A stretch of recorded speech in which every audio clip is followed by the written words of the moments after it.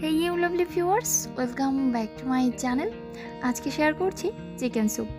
আমার জানা নেই যে বাংলাদেশি যে রেস্টুরেন্টগুলো আছে সেখানে কি করে চিকেন স্যুপ বা অন্য কোনো স্যুপ তৈরি করে। তবে আজকে আমি সম্পূর্ণ আমার রেসিপিতে আর খুব সহজভাবে সহজ উপকরণেই শেয়ার করছি এই চিকেন স্যুপটা। আর এর সাথে চিলি সস বা ভিনেগারের যে সসটা আছে এটা হলে কিন্তু খুবই মজার হয়। আর শীতের সকাল বা সন্ধ্যায় আপনার এই গরম গরম এক বাটি স্যুপ কিন্তু অনেক ভালো একটা নাস্তা দিবে। হ্যাঁ ভিউয়ার্স, অবশ্যই আমার চ্যানেলটিকে সাবস্ক্রাইব করবেন। আর লাইক আর শেয়ার করতে কি বলে দিতে হবে? না, চলুন শুরু করি। আর অবশ্যই লাইক আর শেয়ার করবেন, কমেন্ট করে আমাকে জানাবেন। তো এখানে আমি প্রথমে একটা বাটি নিয়ে নিয়েছি। আর প্রথম স্টেপটাই হচ্ছে আপনার কর্নফ্লাওয়ার বা কর্নস্টার্চ। তো এটা কিন্তু আপনার লাগবেই, অন্য কোনো কিছু দিলে হবে না, আটা ময়দা বা অন্য কিছু। তো এটা আমি প্রথমে 3 টেবিল চামচের মতো নিয়ে নিচ্ছি। আর এরপরে আমি 1/4 কাপ পানি দিয়ে এটাকে জাস্ট একটু গুলে নিচ্ছি। আর গুলে আমি এক সাইডে একটু রেখে দিব। আর অন্য কিছু দিবেন না, আমি কিন্তু বারবার বলছি আপনার স্যুপের যে ঘনত্ব এটা ঠিক রাখতে হলে কিন্তু আপনার এই কর্নফ্লাওয়ারটাই লাগবে। তো এখানে আমি কয়েকটা চিলি কুচি করে নিয়েছি, মানে কাঁচা ঝাল। আর এরপরে আমি 2-3 টেবিল চামচের মতো ভিনেগার দিয়ে দিচ্ছি। আর আপনারা যে যেমন ঝাল খেতে পছন্দ করেন সে তেমনটাই নিয়ে নেবেন। এটা হচ্ছে আপনার স্যুপটা যখন পরিবেশন করবেন তখন জাস্ট স্যুপের উপরে কয়েকটা কাঁচামরিচের কুচি আর একটু ভিনেগার, মানে এই সসটা আর কি উপরে দিয়ে দিবেন। তো যে খাবে আর কি তাকে দিবেন, এছাড়া যে পছন্দ করে না তাকে দিবেন না। তো এখানে আমি চুলাতে একটা কড়াই বসিয়ে নিয়েছি। আর এরপরে আমি মুরগির যে বুকের মাংসটা আছে ওটা কিছুটা নিয়ে নিয়েছি। এটা হচ্ছে প্রায় 250 গ্রামের মতো নিয়েছি আমি আসলে গ্রামটা ঠিক করে নিয়েছিলাম আগে থেকেই। তো এরপরে আমি একে একে সব উপকরণগুলো দিয়ে দিচ্ছি কিছুটা গাজর কুচি, আপনারা চাইলে এখানে টমেটো কুচিও দিতে পারেন। তো 1/4 কাপের মতো আমি গাজরটা নিয়েছি। আর 2 টেবিল চামচের মতো বাঁধাকপি দিয়ে দিচ্ছি। বাঁধাকপি আগে থেকে আমি কুচি করে রেখেছিলাম। দিয়ে দিচ্ছি 2-4টা পেঁয়াজের ফালি, আর হচ্ছে কিছুটা ধনেপাতা, আর হচ্ছে কিছুটা আদা কুচি। আদাটা আপনারা পেস্ট দিতে পারেন, আর পেঁয়াজ বনটা দিতে পারেন ধনেপাতা না দিয়ে। তো আমি এখানে কিছু মশলা অ্যাড করে দিচ্ছি। এটা হচ্ছে আপনার ধনিয়া আর জিরা পেস্ট দিয়ে দিচ্ছি রসুন পেস্টটা। তো এরপরে আমি এখানে সব ইনগ্রিডিয়েন্টস এক করে দিয়ে দিচ্ছি 500 গ্রামের মতো পানি। আর 500 গ্রাম পানি দেওয়ার পরে আমি এখানে স্বাদ মতো লবণ আর হচ্ছে 3 টেবিল চামচের মতো তেল অ্যাড করে দিচ্ছি। আপনারা চাইলে তেলটা স্কিপ করতে পারেন, বাইরে থেকে আরও কম দিতে পারেন, কোনো সমস্যা নেই। তো এরপরে আমি চুলাটা অন করে দিচ্ছি স্বাদ মতো লবণ দিয়ে। অবশ্যই লবণটা সবসময় চেক করবেন, কারণ স্যুপে যদি ভালো লবণ না হয়, মানে স্বাদ মতো, তাহলে কিন্তু খেতে ভালো লাগে না। এখন ঢেকে দিব কিছুক্ষণের জন্য।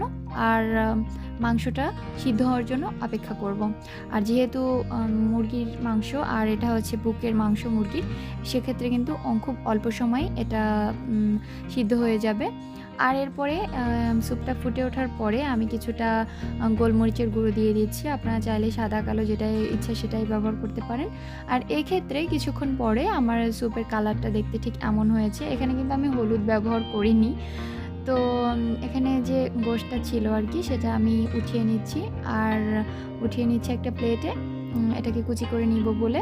আর অবশ্যই আমার ভিডিওর ডেসক্রিপশন বক্স সবসময় ফলো করবেন বা চেক করবেন, ওখানে আমি আমার ফেসবুক পেজ আর গ্রুপের লিঙ্ক দিয়ে থাকি, বা ভিডিওতে স্কিপ হয়ে গেছে এমন কোনো কথা ওখানে লিখে দেই আপনাদের সুবিধার্থে। তো এখন আমি চিকেনটাকে সুন্দরভাবে একটা 2টো কাঁটা চামচ দিয়ে এভাবে একটু ফালি করে নিব, যাতে হাতে কোনো তাপ না লাগে। তো এটা কিন্তু অবশ্যই ফলো করবেন, কারণ আপনাদের হাতে আবার তাপ লেগে যেতে পারে। যদি হাত দিয়ে করতে চান সেক্ষেত্রে অনেকটা সাবধানতার সাথে করতে হবে। আর আমি এভাবে করে সবগুলোকে কুচি করে নিচ্ছি। আর এখনই সেই যে স্যুপটা রেখেছিলাম সেটার মধ্যে অ্যাড করে দিচ্ছি। আমি যে টিপসগুলো দিচ্ছি এগুলো কিন্তু অবশ্যই ফলো করবেন, কারণ দেখা যাবে যে আপনারা যদি এ থেকে একটু এমোড় করেন তাহলে কিন্তু আপনার স্যুপটা খেতে ভালো লাগবে না, তখন আবার আমার দোষ দিয়েন না। তো ঠিক আছে, এখন এখানে আমি একটা ডিম ভেঙে নিচ্ছি।